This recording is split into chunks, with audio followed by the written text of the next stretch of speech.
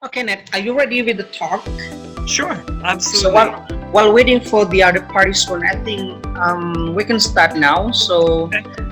don't worry, ladies and gents. Our talk today is quite flexible, easygoing, and informal. So just make yourself flexible there while watching us, while listening to our keynote speaker, the sole speaker this evening, I think, which is very provocative for campaigning criticality in English language teaching, as well as why should be critical in English language teaching, and we also okay. I have some text from some participants, so they are coming in. So right, thank you. Assalamualaikum warahmatullahi wabarakatuh. Good evening, all. Thank you for coming to our online talk this evening. This is the third talk organized by an English course actually, managed by Arifin, nowadays English. He is now with us today.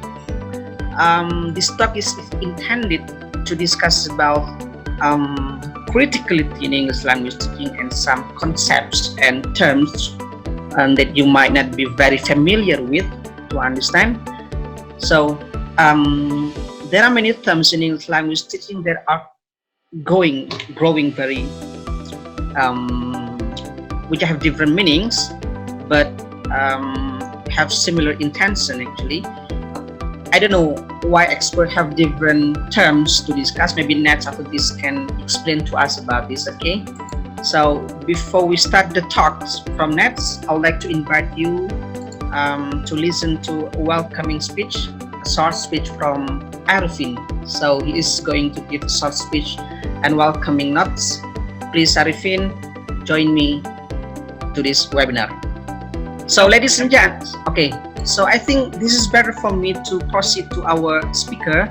Nat, I think you are very ready for the talk, for the presentation. But before you give a talk to the participant, I would like to introduce you all, ladies and gents, that Nathanael, but I prefer calling him Nat actually. Yeah. He is an associate professor of sociolinguistics at Kinda University in Japan. Nat took his PhD in curriculum and instructions from University of Maryland, and then he has published a lot in terms of criticality in English language teaching, particularly related to teacher identity, and one volume or edited book with Bedret Injasan, which is published by Springer. So, Nat,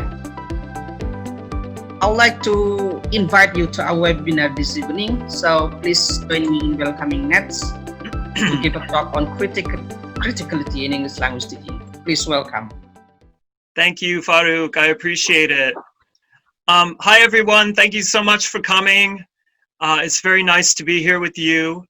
I'm here because I love learning. I love learning from other people, other teachers. And so giving a talk like this, I know that I'll definitely learn more from you than you'll learn from me. But the beauty of having these moments where we can talk together about what's going on in the quote-unquote fields of applied linguistics and English language teaching, what's going on in the field, and then how does it affect us as individuals who are possibly doing research, but who are also walking into the classroom every day with very limited time for lesson prep. So all of these wonderful ideas that are up here, these really large kind of theoretical or what is life type questions that some people are engaging with, we don't have that same amount of time to process those things probably. So this is a wonderful moment for us to kind of stop and talk a little bit about that. Also, I want to thank Farouk and Arifin for inviting me here. And I've worked with Farouk a little bit recently, which is great. And also Christine Manara, she's also there in Indonesia.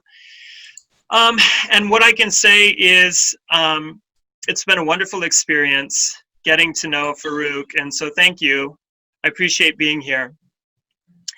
I want to talk just very briefly in the beginning about the title of my presentation and a little bit about what we'll be covering.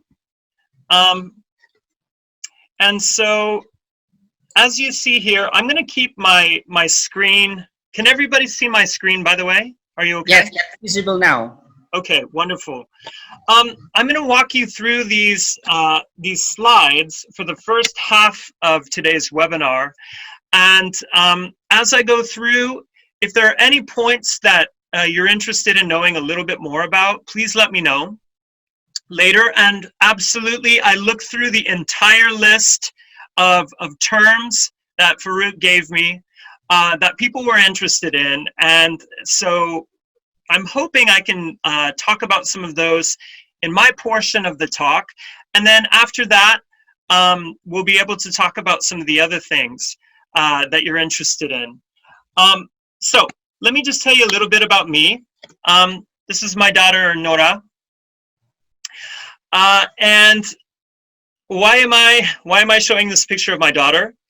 The main reason is I'm a dad.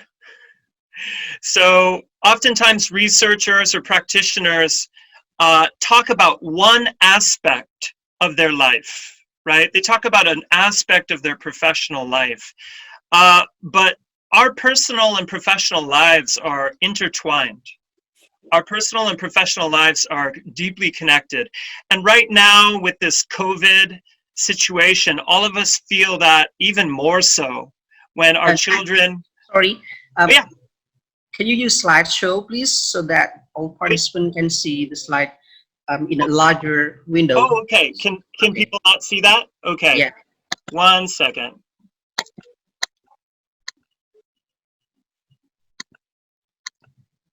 Okay, can you see that okay? Okay, that's great. Thank you. Okay. Sorry, everyone. So I have this picture here because my daughter has made me a papa. I have 2 daughters. And so personal and professional are deeply connected. Quite often, scholarship talks about the professional, but somehow the personal is cut out. We don't talk about the personal. But the reality is they're deeply, deeply intertwined. That's one reason my daughter's here. Another reason is you can see my daughter's reading Japanese. And that's because my 2 daughters were born and raised in Japan. I'm originally from Seattle, the Seattle area in the United States. And my wife as well. We both came from the same area originally, but my kids were born in Nara, which is near where I live now. And so this is my life at home. My wife and I are Spanish speakers. We're English speakers. We're Japanese speakers. In my house is a translingual environment. And so one of the first questions people asked about was, what is translanguaging, right?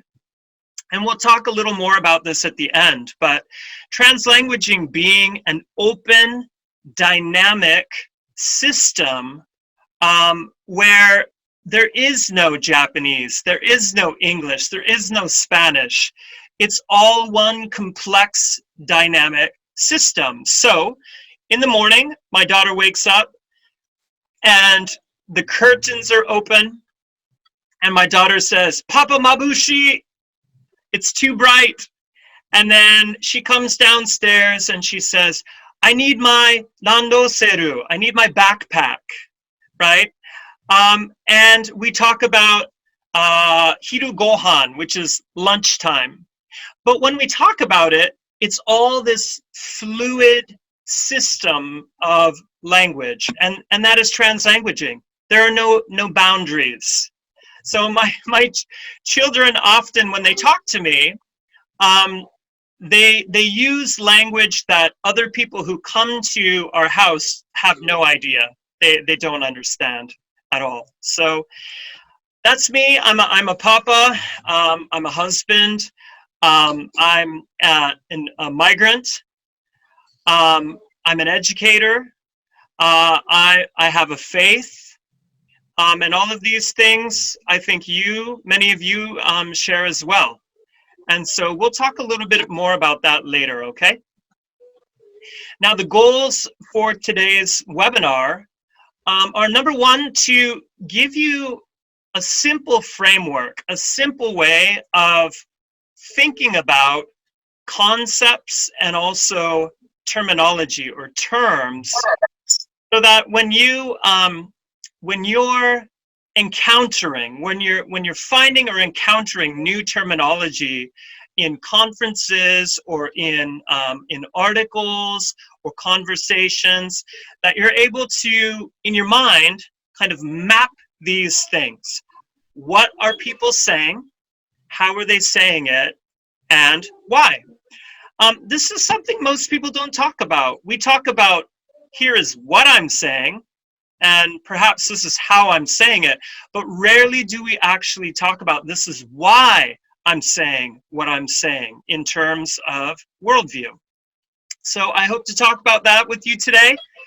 The second point I think is really important, that is not enough or discussed, and that is the need for humility.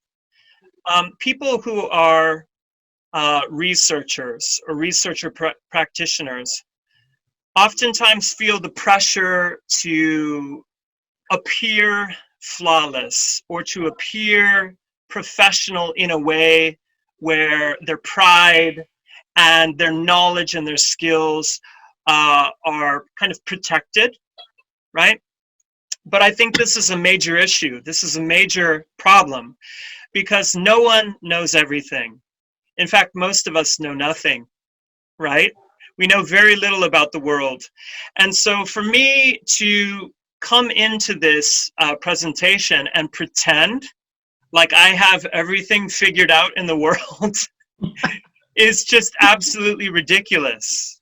I do have to say, you know, there are things I'm interested in and excited to talk about, and other things, you know, I know kind of a little bit about, but the truth is, I think humility is a real issue. You know, we need to be humble, and we need to be honest, and be open, and be weak, and be able to admit, hey, I don't know much. I'm here to learn, and I'm here to dialogue with other people. You don't hear that very often, right?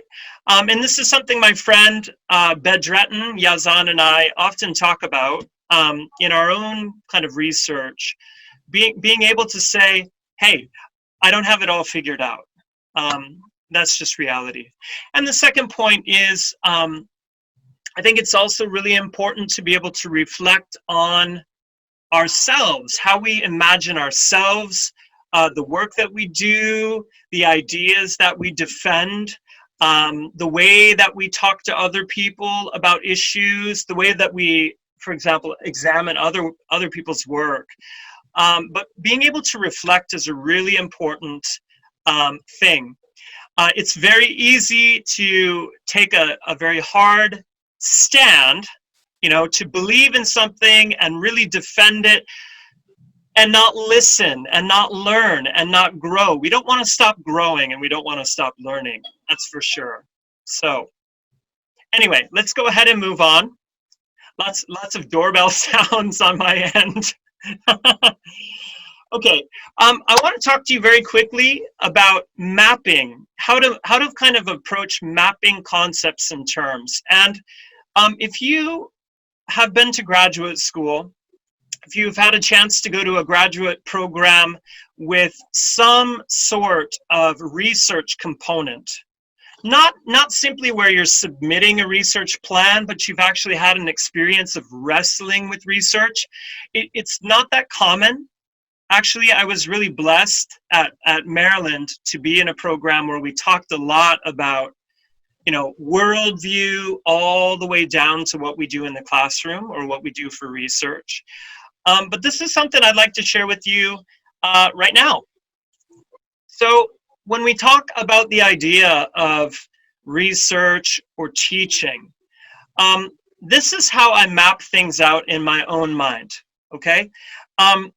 Some of these ideas I've borrowed from other people, but in a nutshell, basically, when I think about what is research or what is teaching, I see it in these kind of 4 levels.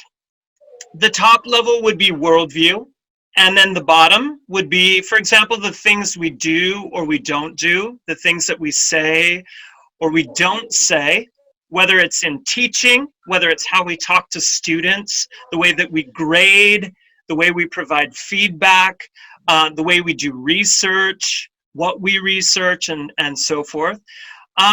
So this is how I map it out in my own personal mind. So at the very top, we see here these 3 really big words.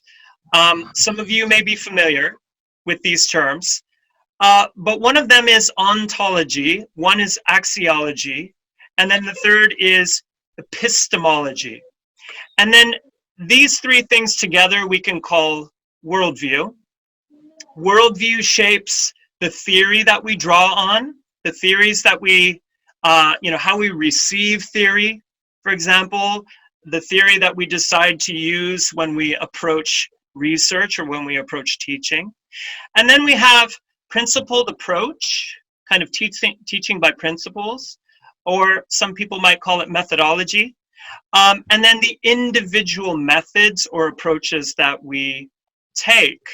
And so what do I mean by ontology? Well, ontology is, what is reality? Is there a God? Right? Is there a God? Is there no God? Are there many gods? Is there self? Is there capital T truth?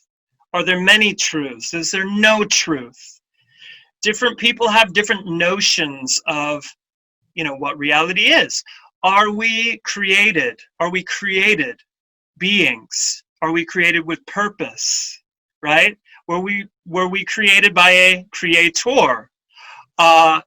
Do we have no purpose? Right? Are we here by chance, for example? These are some of the conversations people have when they talk about ontology, right? Axiology is the idea of values. So the values that are kind of connected to the way that we imagine reality. So is there truth? Is there right and wrong? Is there good and bad? For example, that would be axiology. And then epistemology is the kind of view of the nature of knowledge, how knowledge happens, right? Does it just exist? Is it socially constructed, for example? And then what knowledge should be valued? This is another part of epistemology. So we have these 3 terms here, okay? Put them together with a nice word, worldview, okay? It's not perfect, but it's how I'm describing it here, okay? And people's worldviews are dynamic. So we interact with other people, we interact with the environment, with other ideas, and that shapes other things and it shapes us as well. So it's a dynamic process, right? People can become one way or think one way, or unlearn some of these things or relearn things. And I think this is really important to understand. Here is just a quick little chart where I show on the left side, some people might say there is a capital T truth, right? So for example, wherever you live in the world, there is right and wrong, right? There is good and evil, for example. And then this sort of idea obviously will give shape to how we imagine values. And as we work our way down to how we imagine education, how we imagine approaching research and teaching and things like this.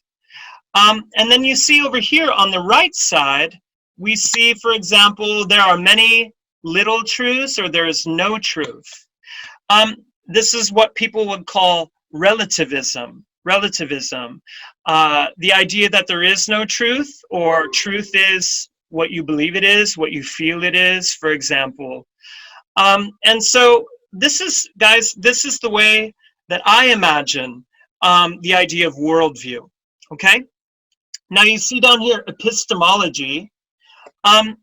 When we talk about epistemology, can someone, for example, can someone who is a Christian, can someone who's a Christian who believes in God and believes in the idea of right and wrong and this and that, can they, for example, have a postmodern worldview? Well, technically it's possible.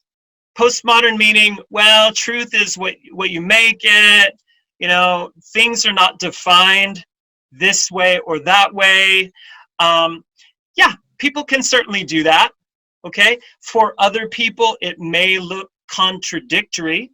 They might say, wait, you said you believe in God. You said you believe in this book, and yet you do this. What is that? So, yeah, it's possible to, for example, be a combination of many of these things. But my point here is to show you that generally, when someone has a worldview, it gives shape to how they make choices about things like theory, how they make choices about approaches to research and teaching. And so here's just kind of a question that I think that we need to ask ourselves when we're reading people's articles, okay? So if I read an article and they're talking about listening and repeating, listen and repeat, okay? And the whole article is about listen and repeat. Well, the question here that we have is, what are people saying or doing? And how are they saying and doing it, and why? So what is listen and repeat? That would be a method, okay? Listen and repeat. And then it's connected perhaps to an approach or a methodology, which is in turn connected to a theory, which is then connected to ideas of what language and correctness and so on are, right? So this is one way for us to be able to map out what it is people are saying and then why. So here's my example.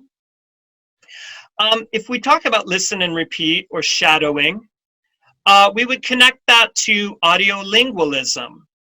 And the idea of audiolingualism is quite dated now, but popular for some people. And the idea is, the more I get you to repeat things and repeat and repeat and repeat and repeat, the more correct, the more native-like that you might perhaps become. And so that's connected to the idea of there is a more correct, right? Students must become native-like to become successful, for example. So we can see here, the worldview gives shape to the theory, gives shape to the methodology, and then the individual approaches in the classroom. So if you walk into a class and you're studying with the teacher, and your idea is there are many ways to be an English user. There are many ways to be an English user. There are many contexts and varieties and functions and users of English. And then you meet someone who is asking you to do role plays and listen and repeat. Well, in that situation, there might be a conflict conceptually, right? What is the conflict? Perhaps it's not, I don't like this teacher. It's perhaps a conflict in terms of how you view language, culture, identity, community membership, and so on. Okay?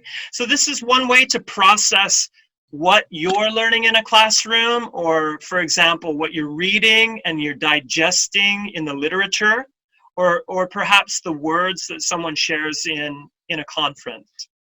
Now, this is a really important point.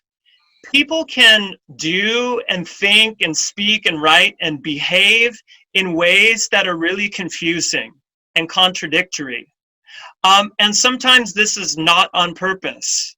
Sometimes people use a word like global Englishes, and then they talk about correctness and becoming native-like. And you think to yourself, global Englishes, becoming native-like, how do those two things go together? And the answer is, they don't. You're right? But some people write this way. It's very, very common. So I'll give you a couple of examples of this today because the literature is filled with this confusion. It's filled with it. And I'm sure that you've encountered this many times and you've probably made mistakes like I have too. So that's just something we'll talk about a little bit more later. But here's a great example from research, okay? If you've done any sort of research, if you are interested in narrative inquiry, for example, I've seen this many times. Someone will say, okay, my theory that I'm using is postmodernism. I'm using positioning theory, for example. I'm talking about how I see you, how you see me, how we see ourselves. And I'm going to interview these people and we're going to do narrative inquiry, okay? And then what happens is in the methodology section, you use words like, I'm going to triangulate my data. I'm going to triangulate it. So I have 3 sources to triangulate it so it's more valid. We're talking about validity, right? And then I'm also going to do member checking. So I interview my person, and then I go back and I say, are you sure? Are you sure that's what you meant? Now, here's a big problem. Member checking and triangulation are not postmodern tools, okay? The idea in a postmodern narrative inquiry is that it's a snapshot of one specific moment, okay? You're not trying to discover truth. You're interviewing someone in a given moment, a given space in time.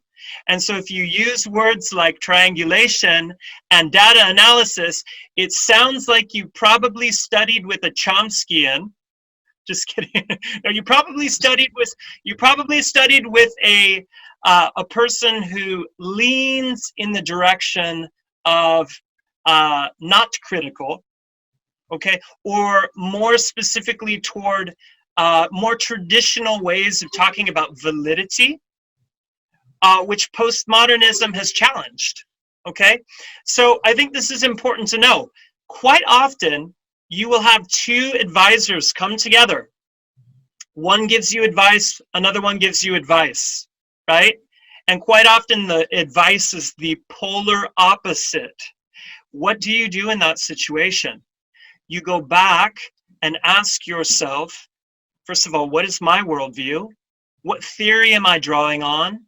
And how do my approaches to research, to interviewing, to data, right? How do these things align? And if they don't align, then you need to quietly and humbly and politely say no thank you to the feedback that you get from that particular person, okay? But guys, this happens all the time.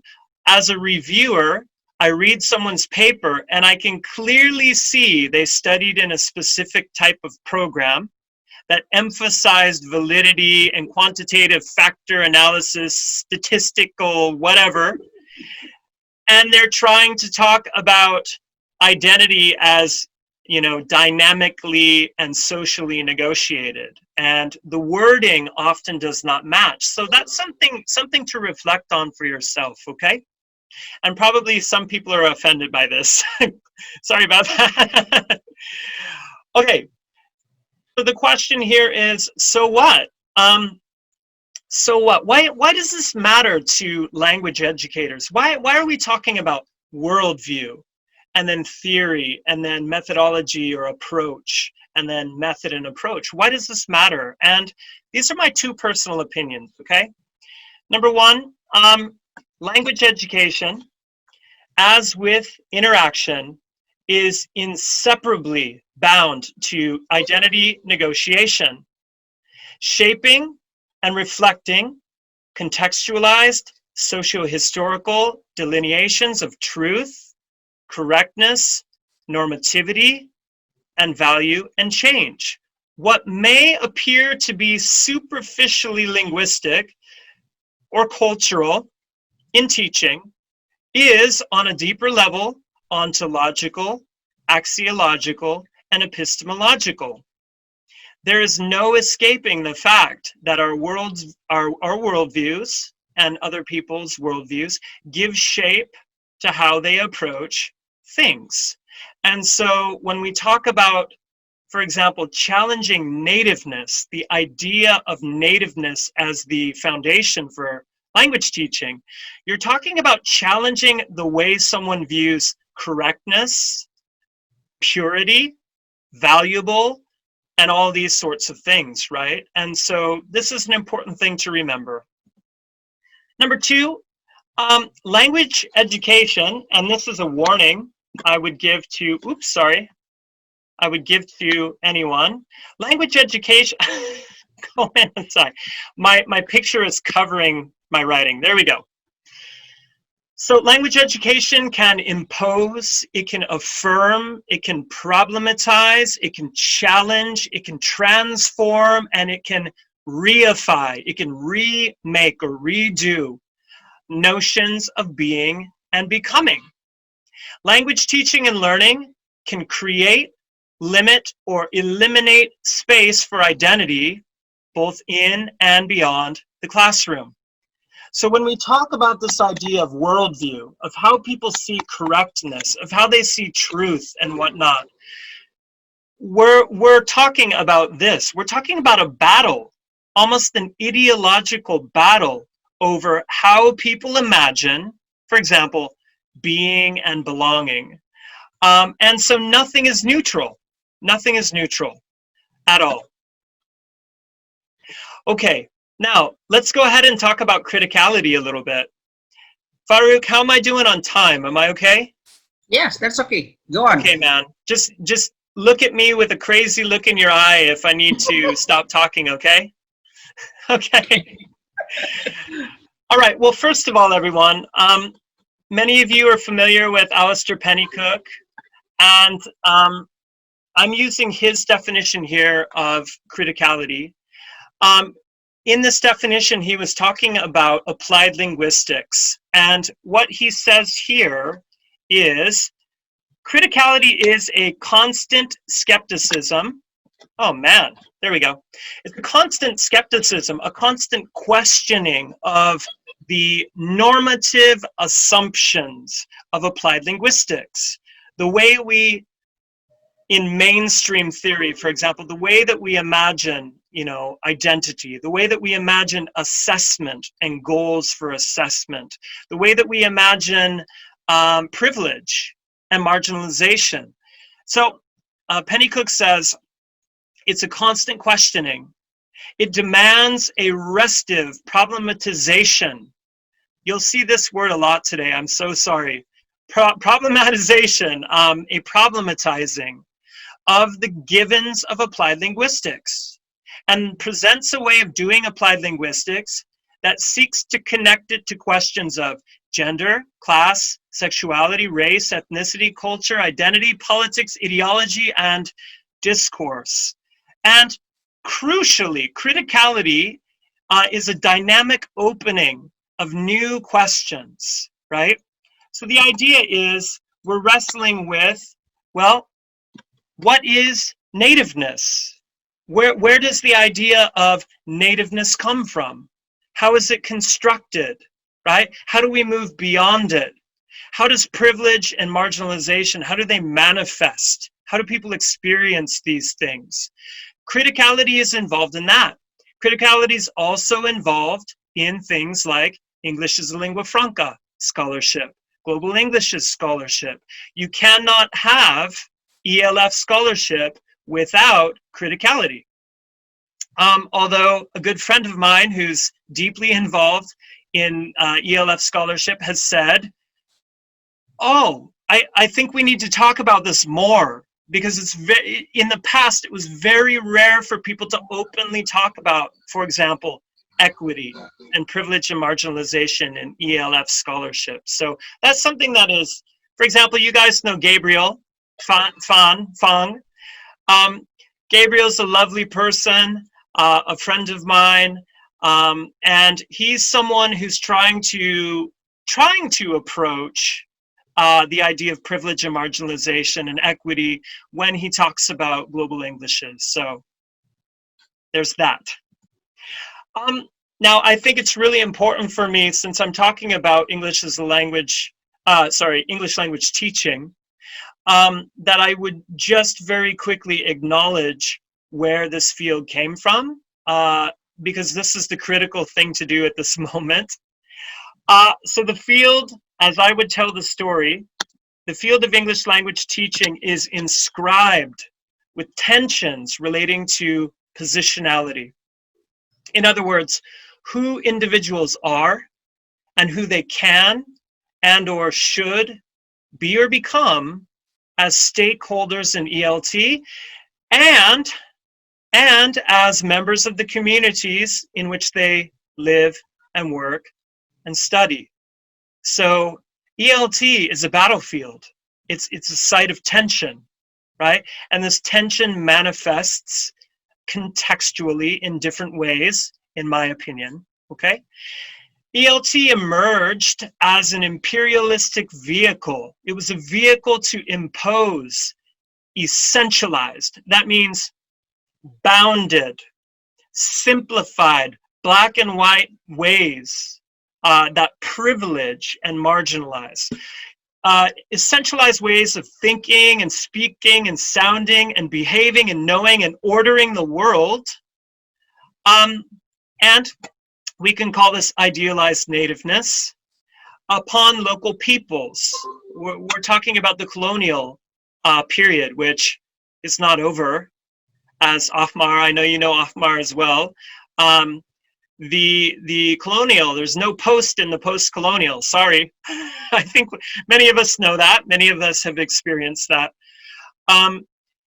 So this was imposed on local peoples to create colonial subjects and to take control of their resources and their minds, right? That was the intention.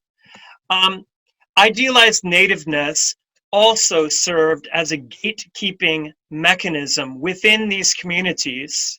So authority and privilege are afforded to select white members of British and American societies, and subsequently to individuals whose identities appeared to approximate the idealized native speaker.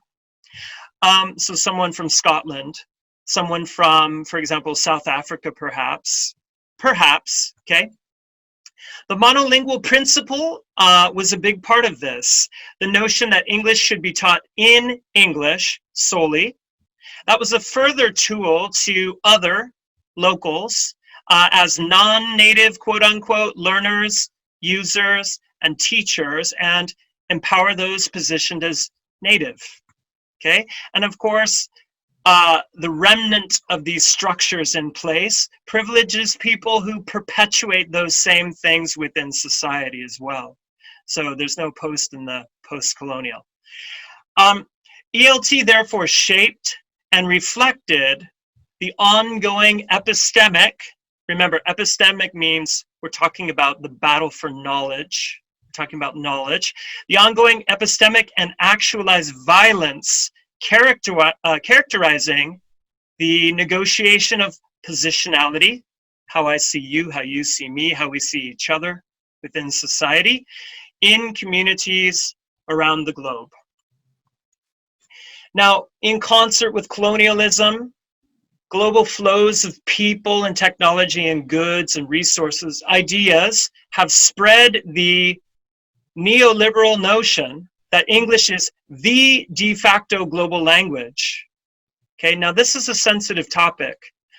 A lot of ELT scholarship is connected to the idea that English is the de facto global language. And this has the effect of deprioritizing, or maybe deprioritizing or even erasing the value of language in local community. I think we can see this idea of English as the global language constantly spread within TESOL, for example, TESOL International. Sorry, everyone at TESOL.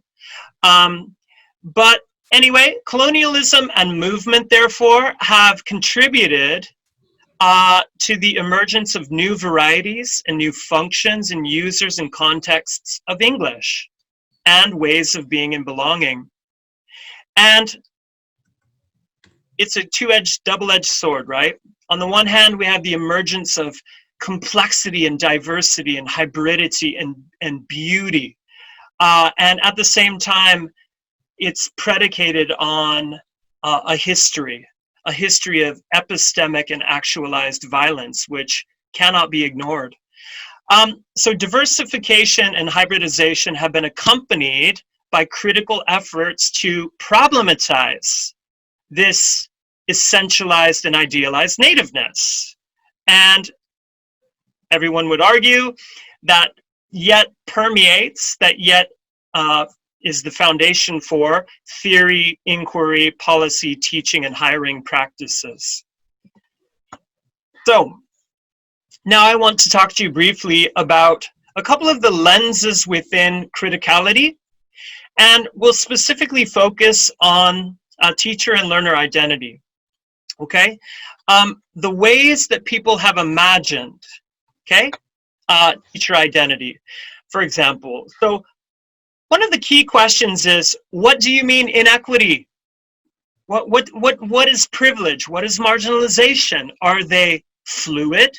Do people experience simultaneous privilege and marginalization? Can people be privileged in certain ways and marginalized in others?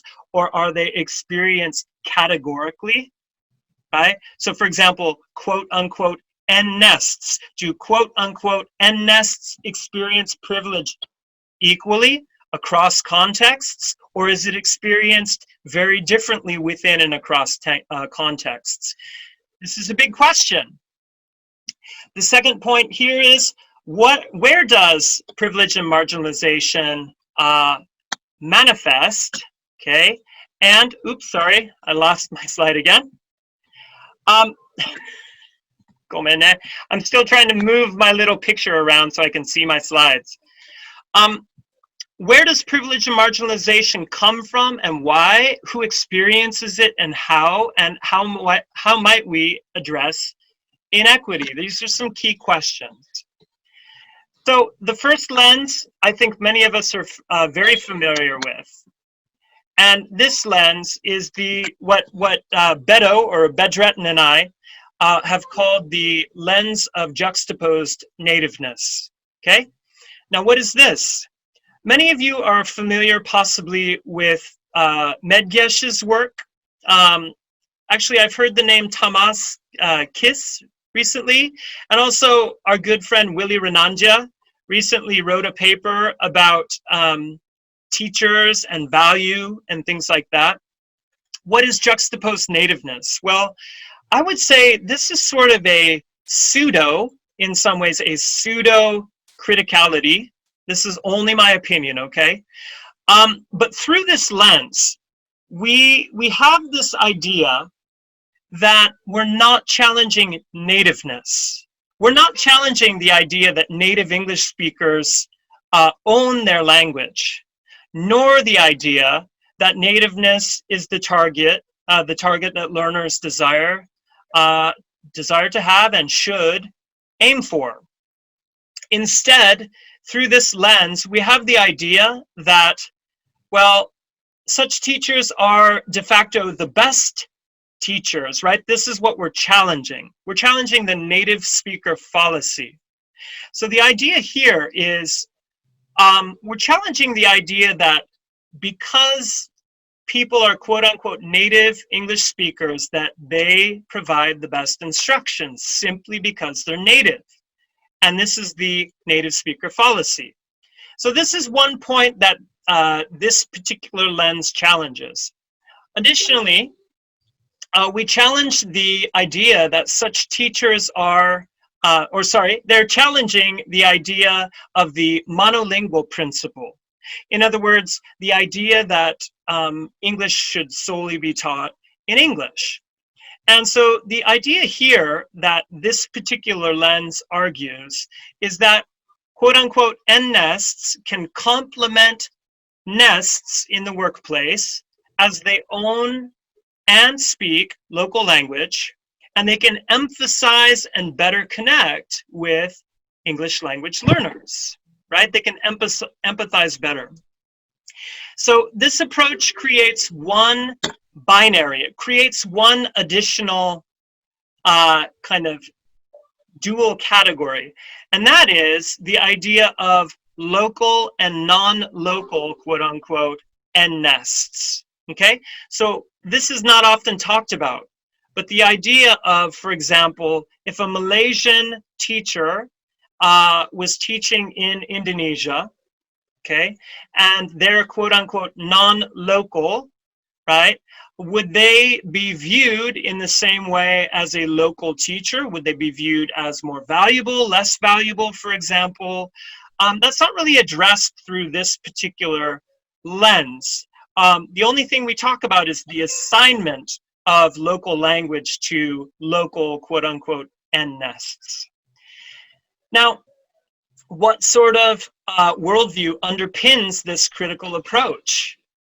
This is an important point, because what we see is we have not done away with the idea of correctness being assigned to nativeness in English. So the worldview that underpins this, it feels critical. It feels like a move away from nativeness, partially. But the worldview itself reinforces the idea of nativeness in English and nativeness in local language. So we have a reinforcement of nativeness in this situation. It's not a move beyond nativeness, okay? And I think this is an important point, simply because this is often a way that teachers talk about themselves. Hey, I have this native teacher, quote unquote, and here I am, I'm a local teacher in Japan, and that teacher, they know English, and I know I've learned, I speak the local language, I can connect with people. They don't know anything about Japan. I do, I'm Japanese. We have two separate species. And Medgesh actually used the expression two separate species, right? The problem is here, guys, what happens to teachers who are not local? What happens to teachers who don't fit the category of idealized native speaker? So there's no space in this lens or discussion for all the different ways people negotiate identity and belonging. And I think that's a real issue. The second lens is the lens of what I would call addressing essentialized and idealized nativeness in English. The target is nativeness in English, addressing idealized nativeness. So this lens, number one, it challenges the first lens I talked about, okay? It calls it a deficit, kind of a deficiency approach to identity. And also at the same time, basically promotes the idea of complexity, the idea of there are many ways to be an English user, there are many contexts, there are many varieties, there are many functions, right? And so this lens challenges the native speaker fallacy that we talked about earlier, and the monolingual principle, promotes the idea of plurilingual approaches, translingual approaches to the classroom. Many of these things are very postmodern, okay? And it really does promote the idea that the world is complex. Through this lens, scholars at the same time refer to native speakerism. And I would bet $1,000,000 all of us are familiar with the word native speakerism because it's an overused term in the field. There's no doubt about that. It's very real. Certainly there is prejudice and discrimination that manifests because of nativeness. There's no doubt about that. But here what I want to point out is one key worldview point, okay? Scholars refer to native speakerism as the privileging of idealized white Westernness and the othering of alternate ways of being and doing and knowing within and beyond language education. Now, what's interesting is native speakerism, the concept of native speakerism, utilizes categories to talk about privilege and marginalization. In other words, native speakers are privileged if their identity corresponds with the category, okay? They're privileged, and non-native quote-unquote teachers are marginalized. Now, this is an important point because the idea is that this is uniform, largely, and ubiquitous around the world. In other words, we can talk about the privileging of native speaker teachers and the marginalization of non-native speaker teachers, 10, 10, 10, 10, 10, 10, like this. This means I'm challenging the term, by the way. So we can talk about these things as if it were a constant flowing from the West, okay, privileging native speakers and marginalizing non-natives. Now, our friend Ahmar Mahbub, for example, talks about the N-nest lens, okay? And so Ahmar's work would largely align with this lens, talking about the idea of the category of N-nest as multilingual, multicultural, and multinational. It's one of complexity. And so through this conversation, we talk a lot about multilingualism, and we equate multilingualism, for example, with quote-unquote N-nests, or quote-unquote non-native speakers of English. Now, this work specifically focuses on addressing native speakerism.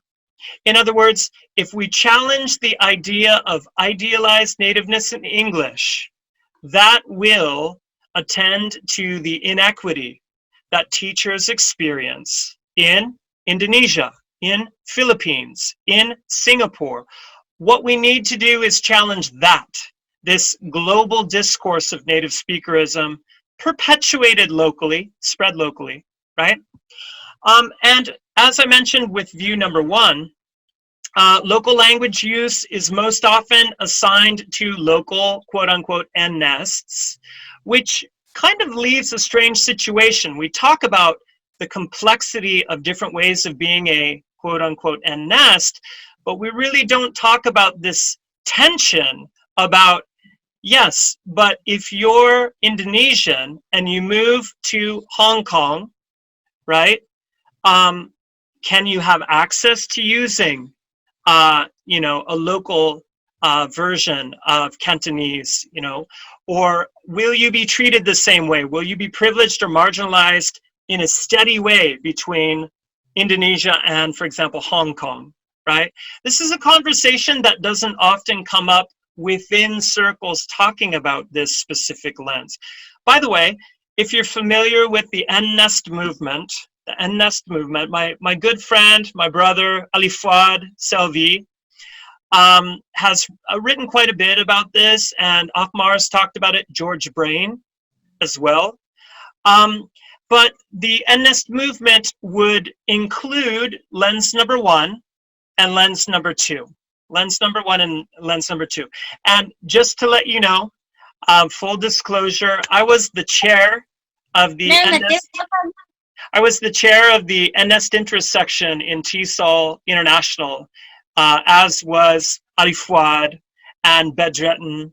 And so we spent about 9 years of service in that particular intersection. And that's how I came to know many people like Afmar, for example. So now, lens number 2, and this is a really important point. Lens number 2 and its concepts and corresponding terms is most commonly used in ELF, or English as a multilingua franca, and Global English's scholarship. In other words, quite a bit of scholarship talking about postmodern complexity and, for example, translanguaging, Global Englishes, English as a multilingua franca. Quite a bit of this language, when it talks about identity, it tends to draw on terms like native speakerism. So we see, for example, in Gabriel's work is very complex and talks a lot about postmodern or post-structural theory, and at the same time employs the word native speakerism, which is an interesting tension that he and I have talked about in the past. He was an author in my book a couple years ago with Bedretton, and I asked him, I said, Gabriel, you're talking about teachers in China. You're talking about notions of privilege and marginalization. Are there other teachers from other places, and what are their experiences like, right? Other non-local quote-unquote end nests, and is there difference across context, for example, across institution? Are there differences? And he said, I didn't think about that when I set up my study. I didn't think about that, but that's interesting, and I'll keep that in mind. He still continued to talk about native speakerism in a very similar way. I'm not sure why, but I love him. He's a great guy, and so we'll talk about that more sometime. All right. So the third lens is this lens that I would call addressing essentialized and idealized being and belonging. Now, this particular lens, first and foremost, sees identity as dynamically, socio-historically, and contextually negotiated. In other words, we do not begin with preconceived categories to describe people. Oh, Nat's a non-native English speaker teacher, for example. Tell me about your life as a non-native English speaker teacher. We don't begin with those terms. Identity is something that is dynamic, okay? Through this lens, this type of work, and I would include, full disclosure, I would include my work, my friend Bedretton's work in this. This work argues that, number one, presupposed categories cannot account for the complexity of identity, and it strips people of their knowledge and skills and voice. So if I talk about Indonesian teachers as a group, as a category, I strip away the complexity of individualized identity and lived experience. I strip it away simply by saying everyone fits in the same box, right? And you've all experienced the same thing. So this, in a way, is a research bias when we begin with ideas of who people are before we even talk to them, right? Some people may see my face and they may have immediate ideas about who I am, how much money I have, how I ended up in Japan, how I talk about this and that. Yeah, of course, we do these things, right? The second point here is that individuals may experience fluid privilege and marginalization. So a person can be privileged and marginalized. And this is an important point. How does that happen? Well, for example, in my present department, we have the majority of teachers are Japanese, right? And then we have 2 so-called native speaker teachers and a couple of teachers we call Daini Gengo teachers, second language teachers, Korean and Chinese, okay? Now in that place, why is it that the quote unquote N-nest teachers who are Japanese are employed at a much higher rate. And number two, where are all the teachers who are not Japanese and not white and Western? Where are they? Right? And so this is an important point when we talk about the fluidity of privilege and marginalization. When we start thinking about what's going on in a place, who's missing, who's here, who's quote unquote Japanese, but experiencing privilege and marginalization at the same time. Maybe it's related to quote unquote gender or other factors, right? And so the idea here is we want to capture the complexity of what's happening. Now, the third point here is that critical explorations of nativeness and non-nativeness and nativeness and not nativeness should be connected to larger societal negotiations of self and otherness. In other words, in Japan, where I'm at, these things have been documented extensively. People wrestling with identity and community membership in Japan, with being othered because their identity does not correspond with localized, idealized notions of Japaneseness. Of course, these things shape who teaches, who's permitted to teach, what they teach, who's not hired, and things like this. So the idea of talking about nativeness in English is connected to much larger conversations about, for example, the negotiation of Filipineness, the negotiation of Indonesianness, or whatever it may be, wherever you are in particular. Now, this is one real issue that a lot of researchers have not mentioned, and that is the disconnect between transdisciplinary scholarship and social movements and critical scholarship in ELT. How often do we see articles talking about nativeness and non-nativeness in English? We have no idea, why these things are happening in a particular context in terms of local negotiations of identity and community membership.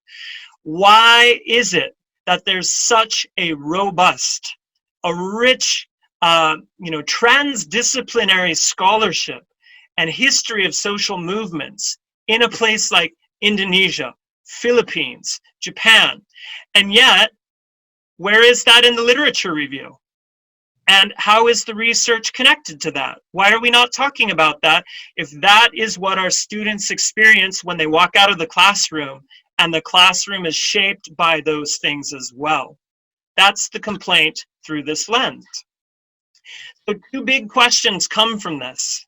Question number one, can privilege and marginalization be understood apart from the negotiation of identity and belonging that has been documented in critical transdisciplinary scholarship and by social movements?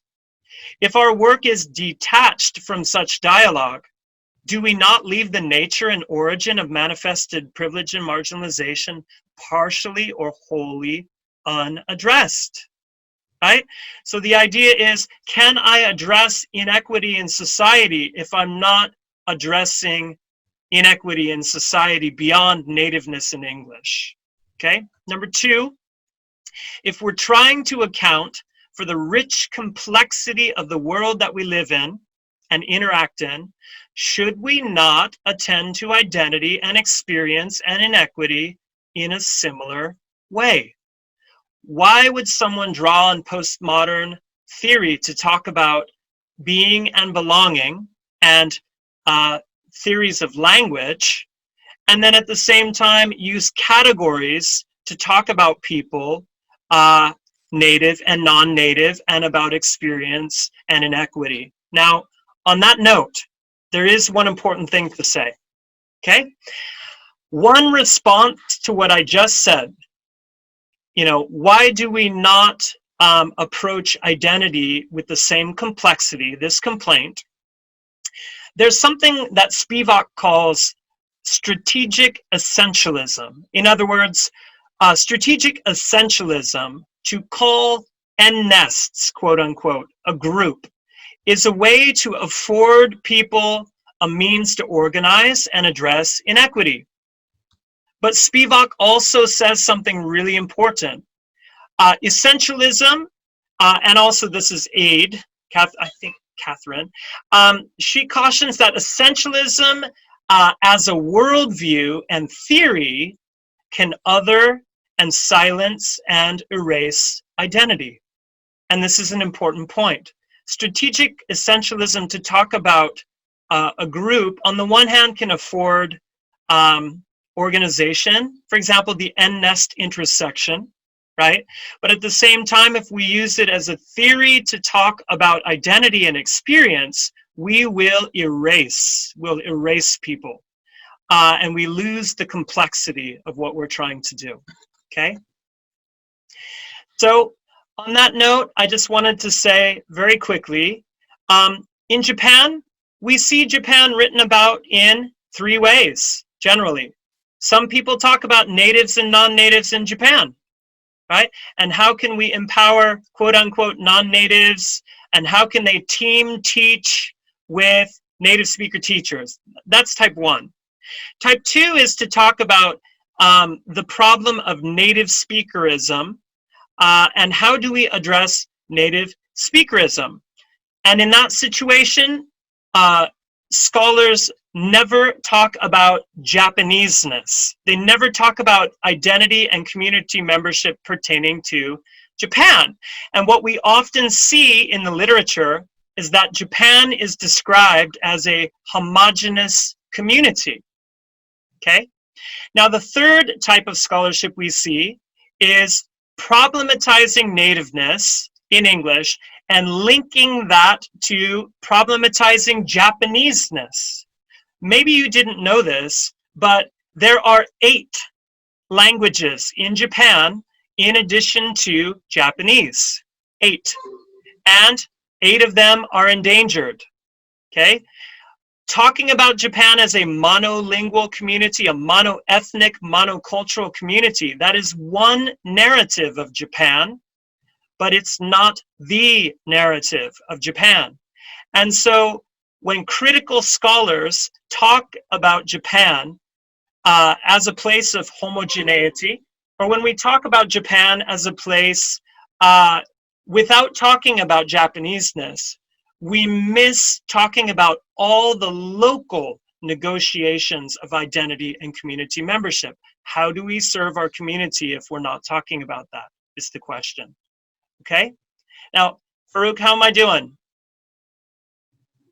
Am I doing okay on time? Sure. Okay, we got 10 minutes left, okay? So now I think if we are thinking about contexts and communities, okay, in general, thinking about your community, how have you seen Philippines? How have you seen Pakistan? How have you seen Indonesia, Malaysia, or what have you? How have you seen inequity and identity and experience talked about in those places? What literature have you seen? What conversations have you heard? And what have people said about what to do about things like inequity? How do we address those things through teaching? And how do we address those beyond the classroom if we do? Okay. Now, touching on global Englishes and also translanguaging, okay? This slide, I think I stole this from Gabriel. Sorry, someone took this picture of Gabriel's slide when he was doing a presentation in Philippines with Shirley. Yeah, with Shirley Dita. So here's the question, guys. So are translanguaging and world Englishes compatible conceptually? Can we put them under the same umbrella? Can we say that they're doing the same thing? If we go back to our first conversation today about worldview down to approach, what we can say is that translanguaging and world Englishes have very different concepts, very different notions of naming and boundary drawing. Okay, the same is true between English as an international language and English as a lingua franca. There are clear differences between these different approaches, which is why people create their own conferences and hang out with each other. And you do have people who cross boundaries, right? And of course, many people are crossing boundaries, but I think one fundamental point here, I'll talk about in a second, has to do with translanguaging. So we have these prefixes, right? Prefixes, I think. Mono, bi, multi, pluri, inter, metro, and trans. And these confuse everybody. They confuse everyone, right? So multilingualism, monolingualism, bilingualism, plurilingualism, intercultural, transcultural. What's the difference between these things, right? So, of course, Pennycook is I'm not going to position him as a post-structuralist, but I will say he's very postmodern, okay, or post-postmodern, or something. Anyway, he talked about, with Otsuji, this idea of metrolingualism, where speech or interaction, negotiations of identity and interaction, transcend bounds. The bounds that are in place are wiped away because it's an open, dynamic, flowing thing, languaging or language practice. And so metrolingualism, looking specifically about how people negotiate identity and interaction in an urban setting, for example. One of my favorite people in the world, just have to say, Suresh Kanagaraja, talked about translingual practice, and he situates translanguaging under the umbrella, and the idea of communication transcending bounded languages, and the employing of diverse multimodal semiotic resources. In other words, drawing on many different signs and symbols and repertoires and things in interaction. Translingual practice would be, engaging, for example, in that process, or even as a teacher, engaging as a teacher in translingual practice in the classroom. On this note, by the way, Kanagaraja also mentions that even monolingualism is a construct. The idea of monolingualism, what we call monolingual or one language, is actually the product of movement. So this idea of positioning monolingual people as people who are devoid of knowledge, skills, and experiences is maybe an error, because what they're doing is a product. It's a product of movement and diversity and hybridity too. Now, this is a really important point if you are interested in translanguaging at all, the concept. Makoni, Sinfree Makoni says, wait a second, what is translanguaging? You can only translanguage if you assume that there are languages, that there's a separation between languages, right? So using languages is to bound individual languages and make them separate, right? And then other guy and Pennycook proposed the idea of translanguaging as moving beyond the notion of named and bounded languages and resources. So translanguaging can refer to transcending bounded languages for some people. So when they talk about translanguaging, they're talking about transcending bounded languages or transcending the idea of language itself. Oh, there is no boundary. This is artificial. This was created by someone, for example, okay? Now, how would the different lenses we mentioned earlier, how would these seek to research the use of or resistance to translanguaging in the classroom? So if we go back to lens number 1, the lens of juxtaposed nativeness, we would say translanguaging is not something being discussed, right? Because that first lens was grounded in idealized nativeness. In other words, we are demarcating. We're saying there are different languages and there are native speakers, and this is how we assign value. Okay. The second lens we talked about, where we're challenging, we can call it the N-nest lens, or challenging idealized nativeness in English. That lens, how might we talk about it? We're talking about N-nests, quote unquote, using language in the classroom, translanguaging in the classroom. Is that accepted? Is it okay? Is it valued? Lens number 3 that we talked about, where we're thinking about being and belonging, beyond nativeness in English, people would say, how are the bounds of who you can be or who you are or who you should be, how are those set up? So can Nat walk into a classroom and use Japanese? Can I translanguage in my classroom? If the answer is no, why?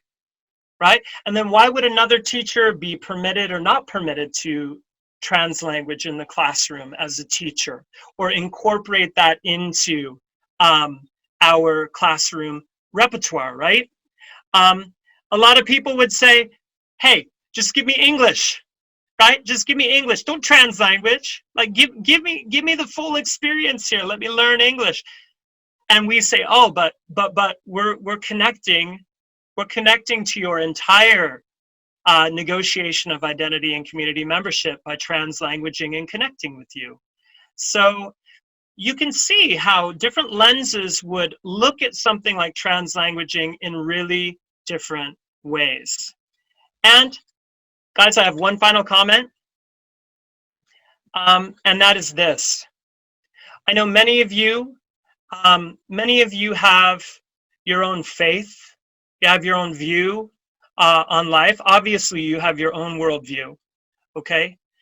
I think one thing that's really important to point out is that when we engage with critical scholarship, or we engage with, for example, professional activities, it often feels like there's a religion or an agenda that is embedded in criticality, in critical scholarship, right? And taking issue with what is prioritized and how and why it's prioritized, that is a very real situation that many of us wrestle with. We know that a lot of scholarship, the people who have access to resources, who are publishing, right, who have specific ideologies or agendas that they are aligning with, these people are shaping, to a very strong degree, what is accessible, what is readable, what is being said, who's being asked to do presentations, and so forth. If you feel a tension with what people are saying, it's natural, because, well, these things happen. Now, I'm not saying everyone is right and everyone else is wrong, or everyone's evil or good. That's not what I'm saying. But I am saying that when people engage with critical scholarship, they often encounter a tension. For example, no names, okay? But a good friend of mine, a fellow researcher who's Muslim, has really wrestled with Islam, really wrestled with how to be a Muslim and participate in criticality, okay? Other people, as Christians or atheists, have wrestled with the idea of how do I participate in this and cite this work, or perhaps take a different path in critical scholarship when I feel like someone's trying to tell me what is right and what is wrong, even though it's relativistic, right? There's a lot of pressure that we feel. And I think that I feel it too. I feel it every day. And I told you my friend is really struggling with, you know, what does it look like to participate in criticality and to prioritize actions in serving your local community and the people that you live and work and study with, right? And yet when you read some of the scholarship, you think, whoa, this does not align with my worldview at all. Yeah, you're right. The world is full of this, right? So if you're feeling that struggle, just understand that people at every level are struggling with this too, right? And I think that's a great place to close. Thanks, Farouk. Okay, thank you, Nat. Wow, this is a very wonderful talk. You give us enlightening view of language education in terms of criticality, particularly with the notion that is now lingering over the minds of English teachers in most developing countries like Indonesia and maybe Philippines too, right? So I remember one thing, one of my friends told me that her supervisors have different worldviews in research, and it makes her complicated to carry out, to collect data simply because the main supervisor agrees while the second supervisor disagree with the topic or with the data collection, including triangulations and member checking in narrative inquiry. Absolutely. So this is happening every day, I think, in Indonesia, especially for English graduate students in public higher education. Absolutely, absolutely. And Farouk, on that note, just to say that when you receive conflicting advice and when you're pressured, particularly if you're in a place where you don't have much voice, right? How can you respond in a way that saves face, perhaps, that protects the dignity of the advisor, but at the same time, you're allowed to speak and you have voice? I think taking it back to alignment. This is my worldview, the theory that I'm choosing to draw on. This is my approach, my principled approach, and my individual approach or method to things. Laying it out in that way, people can dislike. They can dislike what you say, but they can't argue with you if it's aligned. And this is one of the places, unless they have a really big ego. Okay. Okay, you're right. Okay, well, ladies and gents, because the talk is ended, I would like to invite for some participants to address questions to Nathanael related to criticality in English language teaching and related to worldviews of language education. So for those who want to address questions, you may raise your hand or give hello, then you can unmute your audio, I think. So please, I welcome some participants. Some of you want to address question to the talk. Excuse me, may I have some kind of... many. All right. Okay. Can you activate your video, please? Video, all right. Okay, thank you. Right, please go on. Can you allow me the share screen? Just a second. Share screen also. Yeah, please, you can do so. Slide share, screen share is not allowed. Okay, sorry. Oh, are you trying to share a slide? No, yeah. No, not that. Okay. Oh, okay. Can you mention your affiliation, by the way? Where are you from? Well, good evening from Kathmandu. I am the faculty member of one of the university in Nepal, and also also MPhil scholar in English language education, and I'm doing my research in English language education. And I recently, I visited 2 times in Tokyo, in University of Kyoto and University of Tokyo for the English language presentation. That there was a seminal presentation organized by JALT Association. And I'm really happy for your presentation that you're talking about the translanguaging in the multilingual context. That's very important part of your presentation, very important for us, because we understand English as a international language. At the same time, there are some people who think English is just as an academic purpose, and also think that English is just a kind of national language, an international language. There is a debate, controversy in regards to English speaking situation. But as an as an ELT scholar in my country, we have faced a lot of problems. The one problem is that the problem of medium of instruction. We are forcefully suggested to use the Nepali language, our local language. However, we are in English. We are English teacher. This is one of the problem. And the next problem is that we are not able to address the problem of the different kind of identical issues of the students. Yeah. That's the situation, and I know we have the problem. So you're talking of the translanguaging. So do you mean that translanguaging is related to the classroom situation? Do you mean that, or is that the national situation, or you are talking about the overall situation? That one of the Japanese scholar has presented the linguistic ecology. He has said linguistic ecology. Is that the same term that you are talking about, the translanguaging, or the different? That's my question. Yeah, Mani, thank you so much for the question. Well, first of all, let me just say, specifically talking about translanguaging, I just briefly mentioned the classroom. And what I can tell you is that the notion of translanguaging, okay, the idea of this dynamic system of using resources to connect with students, to further learning, to connect with localized negotiations of identity and community membership in instruction, and for my students to do these same things.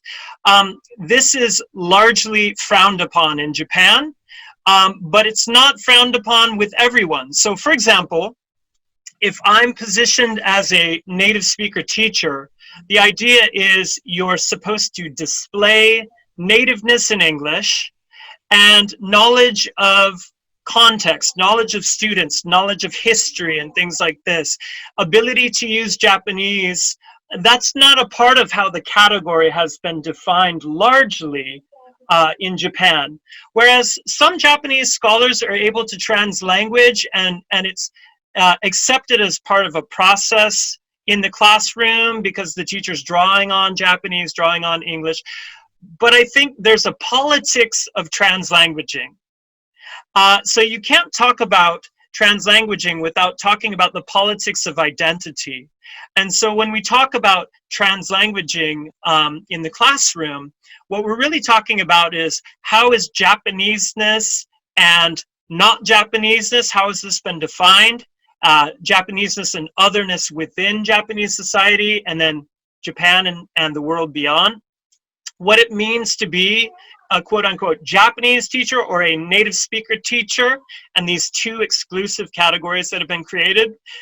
So when we start to talk about and try to agitate for translingual practice, or we just do it, I just do it because it connects with what my students need for their futures, and they do it with me, it's natural. There is a politics of resistance that's connected to authority, how categories of identity have been defined and patrolled within Japanese society. So I was speaking specifically to the classroom. There's also a whole nother set of politics relating to being a faculty member in a Japanese university faculty. But again, it's really case by case depending on who's in a department at a given school. And then it's different across many different institutions and different levels. So I see a lot of scholarship about Japan talking about natives are privileged, non-natives are marginalized, does not adequately capture what's transpiring in Japan in terms of identity negotiation and community membership at these different levels of society. Private language schools, assistant language teachers in schools. Some people are afforded more space to translanguage. Others are told, if you speak Japanese, you're fired, right? And so I think this is an important point to kind of talk about when we talk about translanguaging. It's oftentimes we talk about it in a vacuum, but we don't actually talk about what it's like to walk into a classroom and encounter students, encounter faculty, administrators, and things. Yeah, thank you very much. Thank you very much. Most of the Yeah, Japanese thank say you, hi. Mari. Hi, yeah. So is it possible to give me your email ID, possible, if you don't mind? Sure, I'll share it in the comment section at the end. Okay. Oh, sure. Thank you very much. Yeah. All right. Thank you. Okay, thank you, Manny. So, Nathanael, we have a question from Maria on the chat box. Yes, Here Maria. we go. So, this is about language testing, including TOEIC, TOEFL, and IELTS, right? Some Oh, people yeah. may say that this is a politics of language testing then. So, Oh, yes. how to address this issue then? Could you give comments on the question? Yes, Maria, I see your comment, and thank you very much. Yeah, you mentioned, Farouk, the politics of language testing, and I know Mir Hosseini just put a book out with Peter DaCosta about that, and it looks really interesting. So, and expensive. So hopefully somehow you can get a copy. I can't. So I will be waiting for you. yeah, right. So yeah, how do we address this discussion on language identity to current assessment and testing? Brilliant question, and a question we could spend a year talking about. Yeah, we know that language tests privilege certain ways of being and belonging. They privilege certain types of knowledge and skills and experiences. In Japan, language testing often has nothing to do with reality. It's all about the resources you have to access in a very expensive cram school to be able to barf it onto a test and pass the test. Language assessment is a mess. But I think what we can do is we can stop and say, what is the worldview that guides this? What is the worldview, the underpinning worldview that's guiding this assessment tool? Who is it asking people to become? Who is it asking them to be? What resources are we asking to be brought to the table, right? One of the things, so sorry, I'm trying to keep the bad words out. One of the things that I dislike, for example, about the TOEIC is that not only is it not connected to reality, but it privileges knowledge and skills and experiences that have nothing to do with all of the beauty of who my students are and what they bring to the table and where they will be living and working and studying. And we know that ETS, they're probably going to sue me for this. Okay. Testing services. I hope I might have said ETS. are coming. Yeah, well, we know that they're also responsible for the GRE, the graduate record exam in the US, TOEIC, TOEFL. So in Japan, we had this huge conversation about, let's shift from this type of test to TOEFL. It's like, it's the same company. They're clapping. They're really excited about that. So I do think what we need to ask on a very simple level, if you have any influence over testing, if you have an influence, what knowledge and skills and experiences contextually, right? What are we testing? What are we looking to see? What are we saying about students? And then that assessment is linked to what we're asking students to become, right? Or how we view who they are. And so I think when we create tests, we should be reflecting on these questions. But unfortunately, we're like this with a lot of these standardized tests. We're handcuffed, right? So we need to go after the ideologies that guide this so that we can say a 572 on a TOEIC tells me nothing about what my beautiful students bring to the table. Tells me nothing. And a lot of times companies will actually reinforce this idea. In Japan, guys, just to say very quickly, this is tied not only to idealized nativeness, it is tied to how Japaneseness is constructed as well. So the notion of what it means to be successful in Japanese society, the notion of what it means to perform. And Japan is a very stratified country, and it is very, can we say, certain people have certain trajectories, and I think it's the same in every country, of course, right? What we're talking about is resources. Do we really want to address equity, or is it a bunch of lip service from the government or for, you know, from whoever it may be? So, Okay, thank you so much, Maria.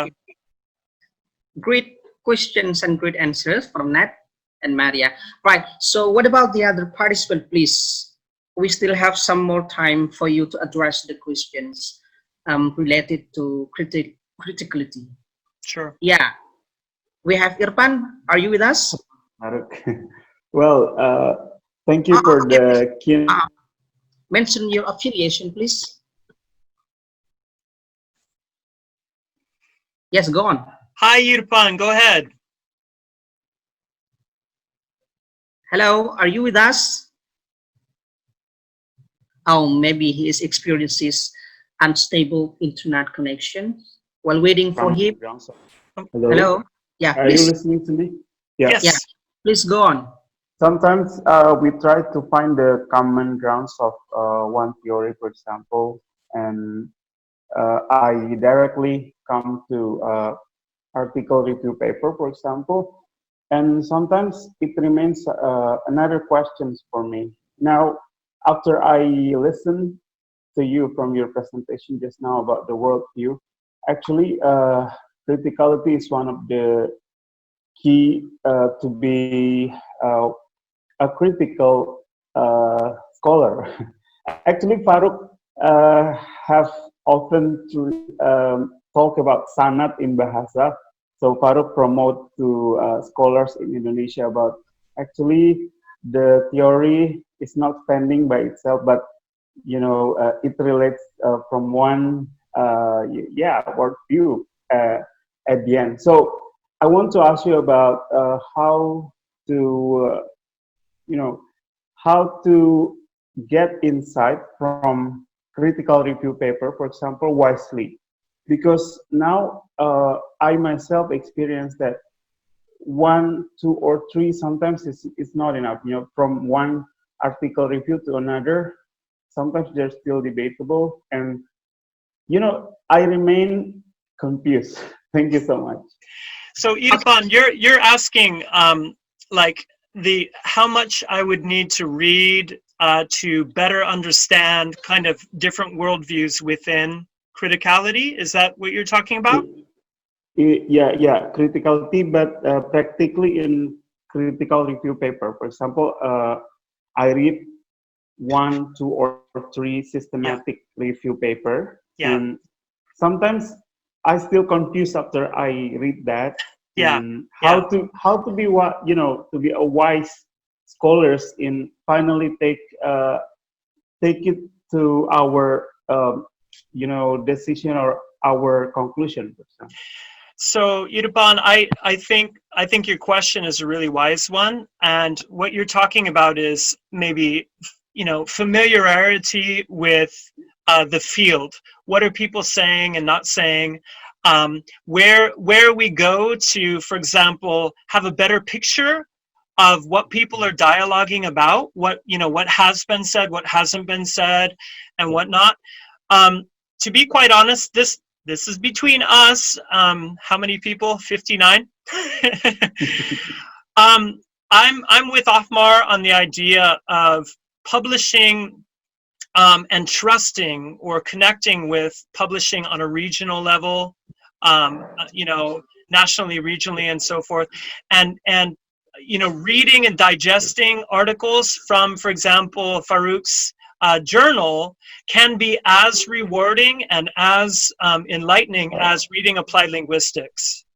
And I really feel people have this idea that if they listen to some famous guy, right, that they're going to have a clear idea of what's going on in the field. You know, if only I read this paper, then I'll have a real clear idea. And we often see those people become famous on this like weird roller coaster conveyor belt where like suddenly they're touring all of Asia.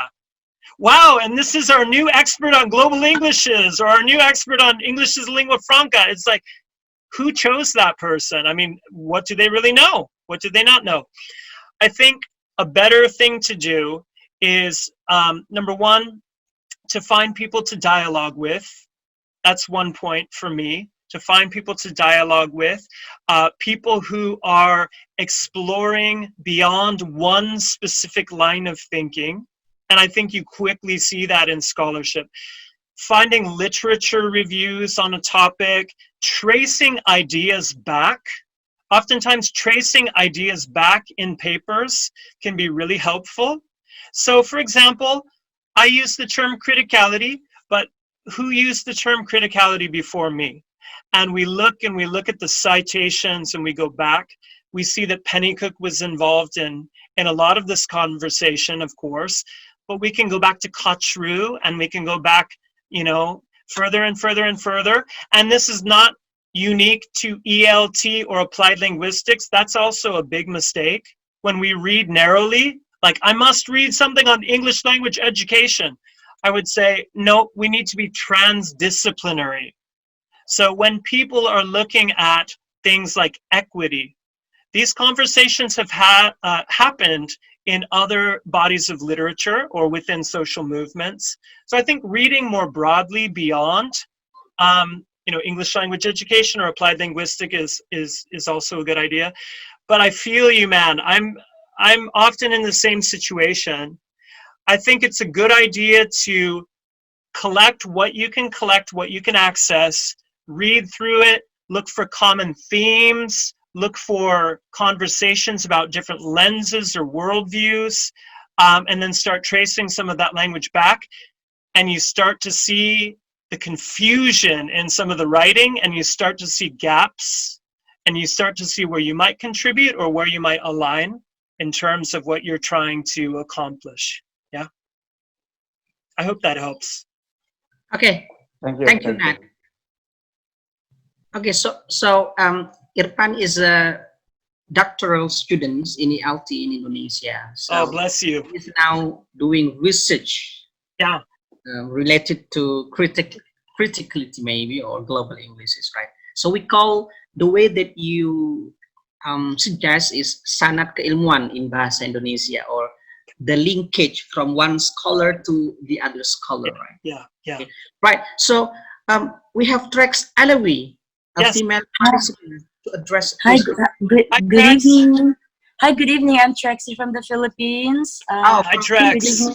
Good evening, everyone. Thank you to the organizer, and to our speaker, thank you for your very interesting and insightful talk. Kumbangwa. I have two questions tonight, but the first one was already answered, the one related to tests. So thank you very much for the input on that. My second question is more personal. You see, 20 years ago, I had the privilege of studying for 1 year in Chibaday Gaku, for a short-term exchange program. And this experience really lingered on my mind. Of course, it's normal for foreign students to have a part-time job like during the break. And what our part-time job was to teach English and for senior, junior high school. And at that time, 20 years ago, of course, I wasn't local. I wasn't also white. In relation to your second argument on fluidity and marginalization and simultaneous othering, we were paid half of what native speakers would receive. Of course, my fellow occupants in the dormitory, Australian, Canadian, So my question is, 20 years ago, since then, has it changed? Has it changed much? In terms of course, my question is related to my curiosity on how prevalent is othering, simultaneous othering still So Trex, was that a private language school? Was that a private language school? No. This is like students who would come to our dorm. Okay, like, okay. Random students who would come to our dorm, like around 20 of them, and probably they heard of, foreign students during the break. Yeah. Sure. Okay. So I would say, like I mentioned earlier, the idea of idealized nativeness in English is powerful in Japan, and the idea of idealized Japaneseness is also very powerful in Japan. And the idea of authority being assigned to people based on those categories. So people who do not fit those two categories in the way that they're imagined are either, paid less, or their work is less stable, or they find little to no opportunities to be employed.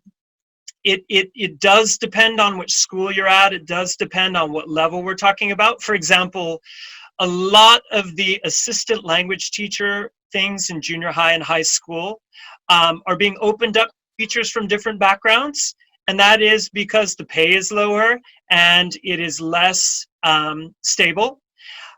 So many of my friends who are, for example, Ghanaian, Indonesian, Korean, or whatever it may be, tend to find work like that.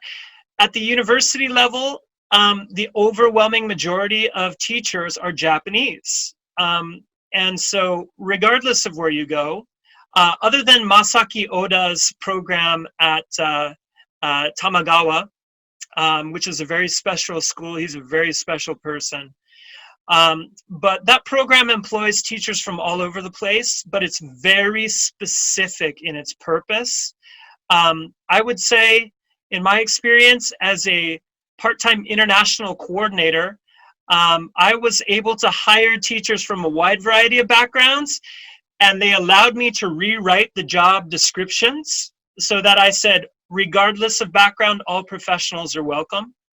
The problem is, how do teachers from different backgrounds get into Japan? How do they get in the first place? And this causes, a limit or limitation in terms of who's able to find work.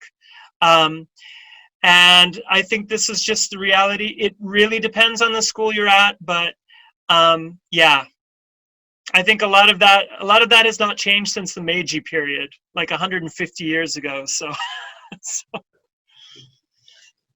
Okay, thank you, Trex Halafi. Nat, thank you very much. Okay, so I think we have so limited in time for this talk. I think, Nat, could you provide us with a final remarks or final comments on what should we do as an English teachers in developing countries with regard to criticality in ELT, and what is possible future research on this issue, I think, for us to explore more? Well, first of all, Farouk, thank you so much. And thank you for the chance to have a final moment, actually. I just want to say, first of all, thank you to everyone who's been here today. My voice isn't more important, more valuable than yours. I've just been blessed with an opportunity to speak with you today. I think one thing that I would say is that identity negotiation, the negotiation of being and belonging, is a challenge. It's a constant challenge that we all wrestle with. And our professional identities are bound up with that. And so this is a reality we all have to face. It manifests in really different ways, depending on where you're at. We're wrestling with different issues, depending on all sorts of things, in terms of your background and whatnot. But what I would just say, first of all, is you're beautiful, you're valuable. We're there for our students. We're there to empower, to connect with, to serve our students, and to engage with our communities. I believe that if we're talking about criticality, we care about transforming. our communities as well as our classrooms. This transcends the classroom, right? This is about beyond. And so I would just encourage you to not be discouraged.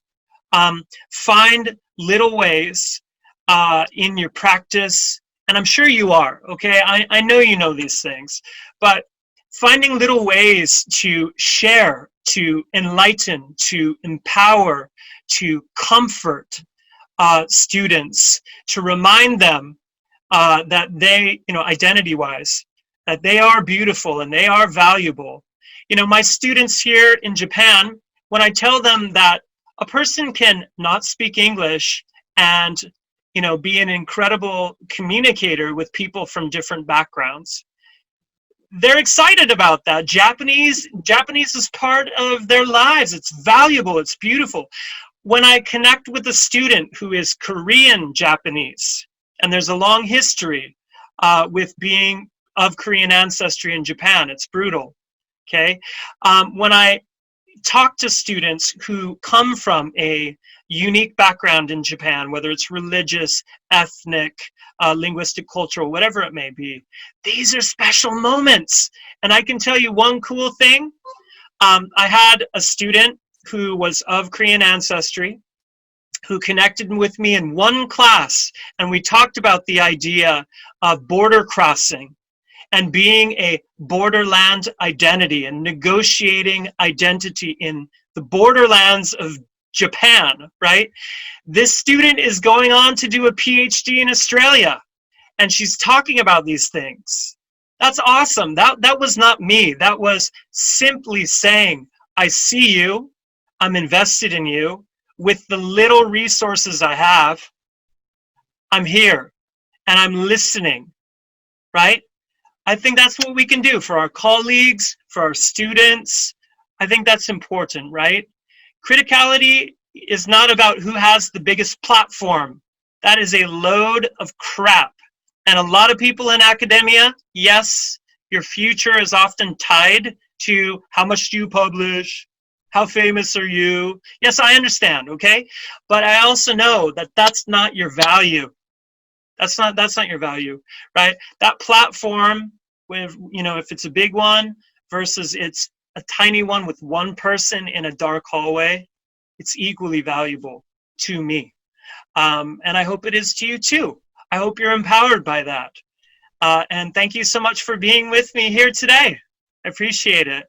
I'm going to type my email address right now in the chat box. Can you hear I'm losing my voice? Okay, Nat, can we also have your slide presentation, by the way? Sure, absolutely. Yeah, how would you like that? Okay, perhaps you can share with us in the chat box. Oh yeah, okay. Right, okay. Yes, so I can do that. So ladies and gents, thank you for coming to this webinar this evening. I can conclude that criticality is about how we understand ourselves as being and belonging without limitations of categories, whether we are native or non-native English speakers, I think. But the most important one is how we understand the otherness without any boundary in language education, I think.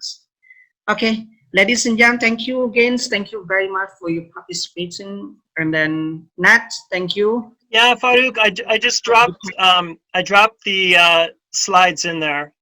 Okay. And again, it's not perfect, guys, but now you have a photo of my daughter to put on your screensaver. Don't do that. Okay. Don't do that. Just kidding. No worries. No worries. All right. So everyone, you can keep your video and then greet our speaker, Nat, from Japan. Thank you all. Thank you for coming to the webinar. Thank you, everyone. Thank you. And if, oh, hi, everyone. It's so nice to see your beautiful faces, too. Thank you very much once again from Kathmandu. Thank you very much. I'll be emailing you. Thank you. Thank you, Hasta luego. Thank you, guys. Thank you, Metia. Bye. Meta, nah? Thank Yes. you. All right. Thank you for being here.